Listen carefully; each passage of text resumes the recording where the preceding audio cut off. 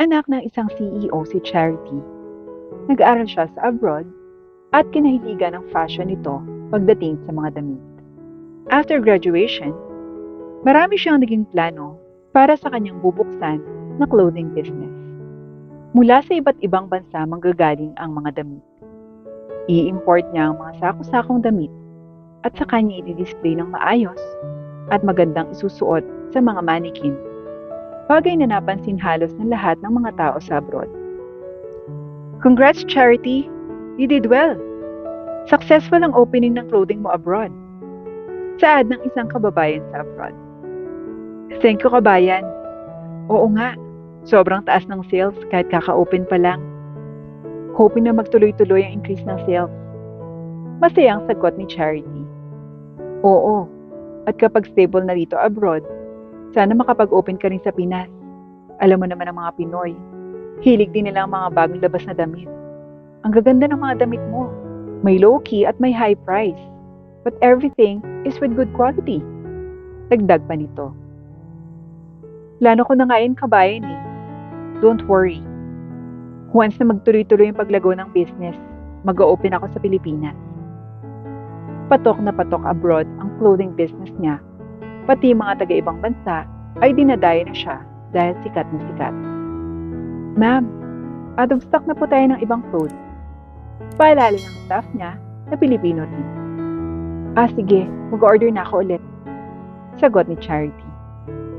Lumaki pa ng lumaki ang profit ni Charity. Marami na rin siyang nabigyan ng trabaho na kapwa Pilipino niya. Hindi rin madamot si Charity dahil kasabay ng pagkita niya ay ang pagtulong niya sa mga bata na nasa pangangalaga ng mga madre. Sister, don't worry.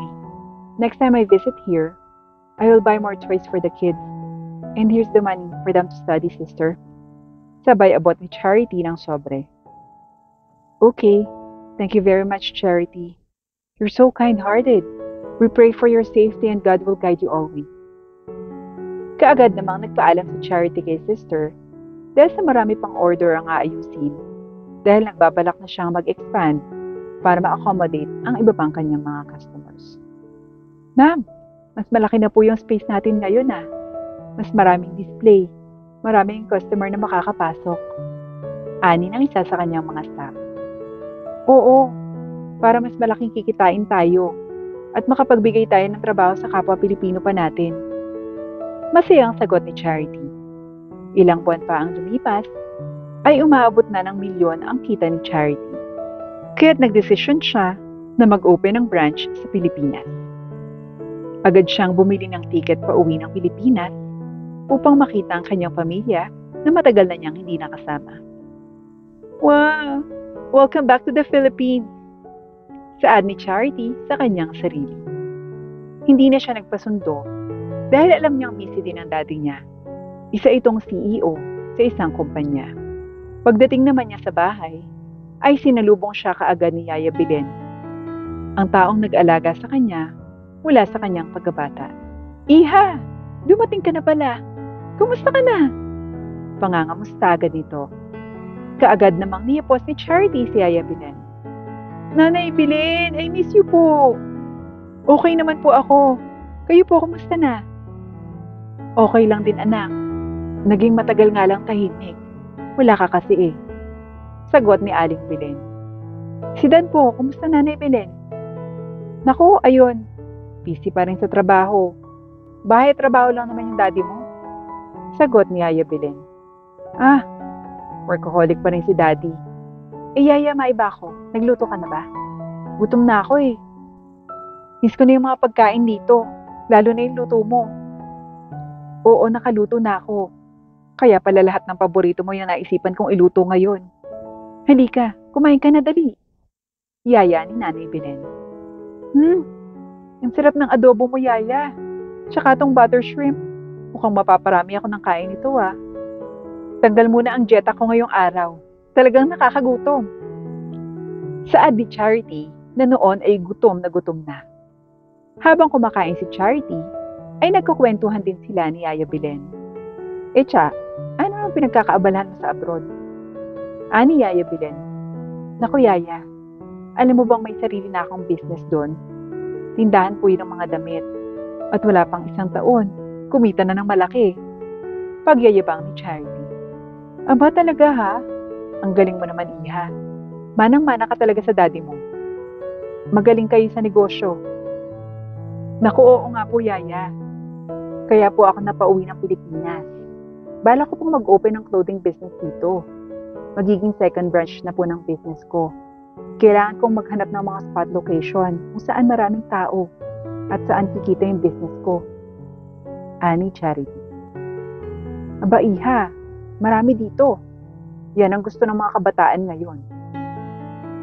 Kaya nga, Yaya, baka mamaya umalis din po ako. Magtitingin ako ng space para sa negosyo ko. Hindi rin po kasi ako pwedeng magstay dito ng matagal kasi kailangan din ako ng mga staff ko sa abroad. Ani Charity. Babalik ka pa pala doon. Kung sa bagay, dapat pala bago ka umalis ng Pinas, papasimulan mo na yung pagpapatayo ng negosyo mo. Opo, Yaya. Ganun nga po yung plano ko. Pagkatapos niyang kumain, ay nagpahinga lamang ng kaunti bago dumalaw sa opisina ng daddy niya. Ni walang nakakakilala talaga sa kanya. Kaya't pagdating niya sa lobby ng building ng daddy niya, ay tinanong pa siya kung may appointment. Ma'am, may appointment po ba kayo kay Mr. Salvacion? Tanong nito. Miss, wala eh. Pakisabi si Charity. Sagot niya. Umalis naman ang staff at sinabi ang pangalan niya. Ma'am, pasok na po kayo. Thank you. Daddy, I miss you so much. Kamusta naman ang daddy ko? Ani Charity. Anak, I miss you too. Aba, mukhang namamayat ka. Kumakain ka ba dun? Yes naman, Daddy. At kung hindi mo nababalitaan, successful ang business ko abroad. Clothing line. Aba, good job, anak. That's my girl. Sabay yakap sa kanyang anak. Siyempre naman, Dad. Ako pa ba? Pasensya ka na, anak. Hindi na kita nasundo. Ayaw mo namang pasundo na lang kita sa driver. Okay lang, Dad. I know naman na busy ka rin. And I'm an independent woman. Natatawang sagot ni Charity. Ikaw talaga, Iha? Natatawa ring sagot ng daddy niya. What's your plan naman, anak, at napasugod ka dito sa Pilipinas? Kasi, Dad, mag-o-open ako ng second branch ko dito sa Pinas. Aba, great news, anak. Maganda nga yan. Opo, Dad. Kasi talagang pumatok abroad yung negosyo ko. Within 1 year, kumita na ako ng milyon. O di ba, bongga? And lahat ng staff ko, Pilipino. Para magkaroon sila ng trabaho. Wow! Napakahusay talaga ng anak ko.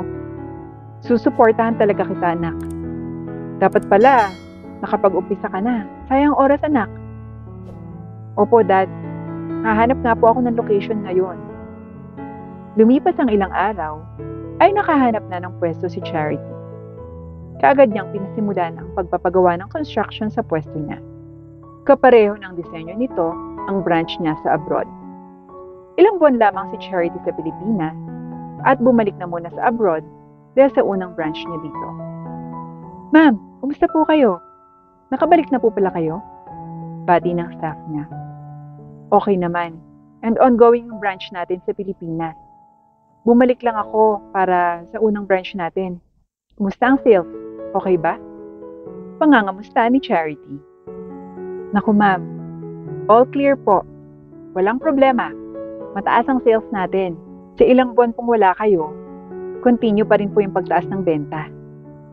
Wala po kayong dapat alalahanin, ma'am. Yan ang gusto ko sa inyo eh. Don't worry. Magpapadeliver ako ng lunch natin today and half day lang tayo. Mag-rest muna kayo. Bukas na lang ulit tayo mag-open. Naku, thank you, ma'am. Ang swerte talaga namin sa inyo po. Masayang sagot ng staff niya. Hindi naman nagtagal si Charity sa abroad dahil nagbalik siya muli sa Pilipinas. Sa kanyang pagbabalik ay ang pagbubukas ng kanyang clothing business. Ang assistant na niya ang nag-hire ng mga staff ng business niya kahit wala ni isa sa mga ito ang nakakakilala sa kanya. Dahil nasa Pinas na siya, ay kaagad naman niyang dinalaw ang location ng clothing niya. Nagkunwari siyang namimili. Naka-shorts at tsinelas lang siya nang pumunta siya dito. Napansin niyang tinitingnan siya ng guard habang pumapasok sa loob. Pero hindi na lamang niya ito pinansin. Nakita ni Charity na nakaayos ang mga display ng mga damit. Malinis at mukhang maraming tao ang pumupunta. Napadpad naman si Charity sa pwesto ng mga mamahaling dress. Kaya't nagsukat-sukat muna siya nang makita siya ng isang staff. Ma'am, bibili niyo na po ba yan? Bawal po kasing sukatin yan. Dahil yung mga yan po, mga mahal naming mga clothes. Paliwanag nito. Nagtaka naman si Charity dahil walang ganong policy doon. Ha? Miss, bawal sukatin to? Ang alam ko, underwear lang ang hindi pwedeng sukatin. Pero yung dress, kahit kung mahal or mura, pwedeng sukatin. Sagot ni Charity. Hindi po pwede, ma'am. Mamimilit ng staff habang tinititigan ang suot niya. Tumawag pa nga ng gwardiya ang staff at pilit siyang pinaalis doon. Ma'am, lumabas na lang po kayo. Pinagtitingin na po kayo ng mga tao. Sagot ng guard. Bakit? Anong mali ang ginawa ko? Tanong ni Charity. Pinipilit niyong sukatin. Mukhang wala naman kayong kakayahang bayaran to. Sige na guard, pakilabas na siya. Utos ng staff. Wait, let go of me. Hindi niyo ba ako kilala? Tanong ni Charity. Hindi po ma'am, sino po ba kayo? Tanong nito pabalik. Teka lang, tatawagan ko lang yung assistant ko ha. Ani Charity. Kaagad naman niyang tinawagan ng assistant niya na siyang nag-hire sa mga staff niya dito sa bagong branch niya ng clothing. Hello, pumunta ka ngayon dito sa branch ngayon na. Galit na sabi ni Charity sa tawag. Kaagad naman dumating ang assistant niya at binati pa ito ng guard. Good morning po ma'am, bati ng guard. Ma'am, pasensya na po kayo ha. Na-traffic lang po ako. Nakabalik na po pala kayo ng Pinas. Sagot ng assistant. Yes, nandito na ako. Alam mo bang pinagtataboyan ako palabas na hinire mo dyan? Dahil lang sinusukat ko ang mga damit. May ganun palang policy ngayon. Kung ganyan sila, i-fire mo na silang lahat. Kaya ko silang palitan lahat. Naku ma'am, pasensya na po. Halika po ma'am, pakilala ko po kayo sa kanila. Ani assistant. Nagulat naman ang gwardiya, kaya kagad itong humingi ng tawad. Ma'am, pasensya na po. Inirapan lamang ni Charity ang card. Lahat kayo, tigil ang ginagawa. Ani assistant. Ito si Ma'am Charity, ang owner ng clothing line business. Pakilala ng assistant niya. Gulat na gulat at natakot ang mga staff kay Charity dahil sa inasal nila kanina. Oh, bakit parang gulat na gulat kayo? Hindi ba kanina pinalabas niyo ako? Bakit? Sa simpleng pagsusukat ko ng damit? Nabago na palang policy ko ngayon. At dahil dyan sa ginawa niyo, gusto kong ilako niyo ang mga damit sa labas ng building. Walang babalik dito ng walang benta.